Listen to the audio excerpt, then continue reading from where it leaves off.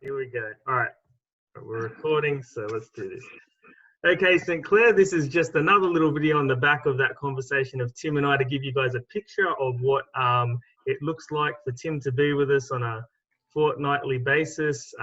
Every week we look at the Bible and we take a fresh look at how Jesus made disciples who made disciples, and we ask just good questions of each other and try and work it out as a group of trusted friends. So here's three people who you know very well who've been on the journey consistently from the start. And so I'm just going to get Johnny, Esther, and Katie to share either just something that they've grown, a growth point out of all this, or just a bit of fruit that they want to share with you from this as well. So who's going to go first?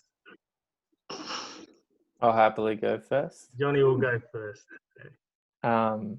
Yeah, so I guess just a growth point I was reflecting on was just that I guess, yeah, my story is just a bit that I'd gotten a bit messed up with just my view of Jesus and of God, that there was just something in my mind that had become a bit law-based, and I guess the visual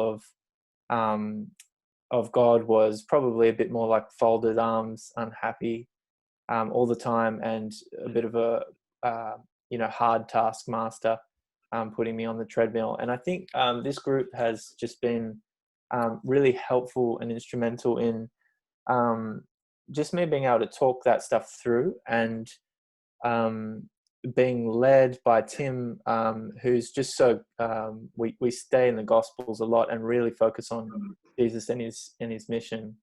And I think that just week in, week out, or fortnightly was just really helpful for me I feel like I began the walk again with Jesus as one of his disciples on that journey. Like the way that we focus on Jesus and his disciples and his comings and goings, just there's something very real about it. And maybe nothing crazy new, but just so new in reversing some of the wrongness that I didn't realize I had about Jesus, and just the encouragement of feeling like I'm really walking with him. Because I think often we do things on our own and we get caught up. I certainly got caught up trying to do things on my own and failing then of being able to go and share the message with anyone on my own. But because this group follows the idea of the disciples following Jesus, and it's trying to kind of replicate that we do things together, we do things as a group of people, that I think that was such a big part of me unraveling some of that stuff, and been exciting for me to get back on that journey. Awesome. Thanks, Johnny. Esther or Katie, who's up? Yeah, I think for me it's been a process of, I guess, a heart prayer where it started, of just simply just wanting to attune myself with the Spirit more, and throughout each and every day, just be really attuned to where he has me and where he's already working, and where I can just jump on board with things. So it's really affirmed that prayer for me, just week in, week out, talking about, which we have talked about as a church. And I'm sure some of you might remember that People of Peace has been something that's really resonated with me, just in recognizing that God's already at work somewhere for you specifically to engage with someone in your life that serves you and loves you and listens to you. That's been really, it just keeps coming back, of that prayer of attuning where God already is, and attuning to listening to the Spirit, and not just going rogue, on your own evangelism on the streets. I can sort of be driven by my passion sometimes, just be like, yeah, let's do this. And it really isn't where God is. And so just that quiet attuning to the Spirit is a discipline. And it's really been encouraging to journey with that with others in this group. and be kept accountable as well, because without accountability, I think I would be that rogue evangelizer doing not good things where God is not really there. Yeah, so it's been really really cool and really encouraging. Thanks, Katie. Brilliant. Esther. Sure. Well, I think, as some of you know, like, I've been on a bit of a journey in the last few years where God's been teaching me that his way is easier than I thought it was, or the way I go about things. But this journey with Tim and, I guess, Crossways really shown me, given me some practical handles, I think, on what that actually means day to day. Because so the stuff God's been teaching me, that whole, like, you know, with me the burden is light, and I do take that yoke from you, and all of that. And so I was starting to kind of get that.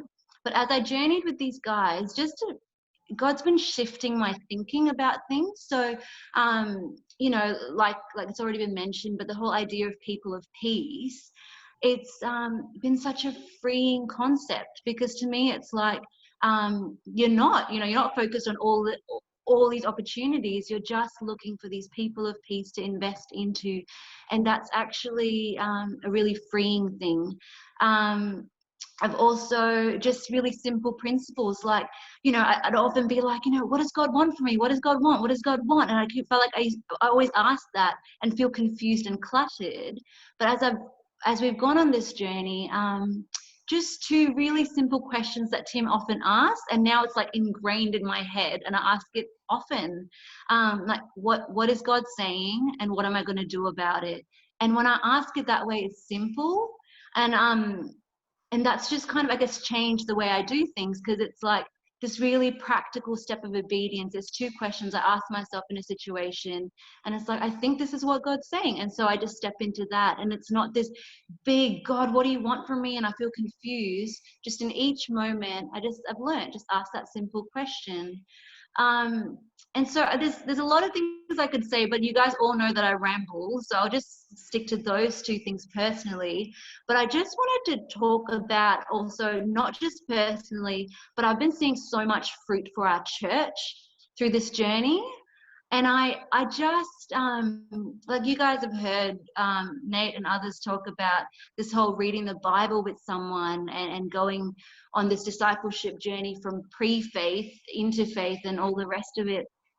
And it's just been incredible. Can I say, like, as a Christian, right? Like, when we hear of someone coming to faith, it makes our heart so joyful. And like, Johnny's reading the Bible with someone who's on this journey now. Nate's reading the Bible with 3 guys who are now on this journey. Kiara's reading the Bible with 2 people who are now on this journey. And it's like, we used to, like, I don't know. It just brings me so much joy, because I feel like people are taking risks, kingdom risks. And it doesn't even matter that some people have asked some people and they've said no, and that's actually okay, because there are people saying yes. And I think, like, I am not a gifted evangelist, but my heart has always been, I want people to know Jesus. And I think this journey has just made me realize, like, as Esther, with the giftings God's given me, I can do that through the relationships I have. And like, I'm not currently reading the Bible with someone, but it's given me so much hope that people want to know Jesus and they do want to go on this journey. So whether it's reading the Bible with them or doing things another way, it's just given me that realization. The media's wrong. People in Australia want to know Jesus. And I'm just thankful. Like, I'm really, really thankful, because we're seeing something happen in our church. And yeah, I don't know. I'm really happy about it, I think. That's all. I'm going to stop there.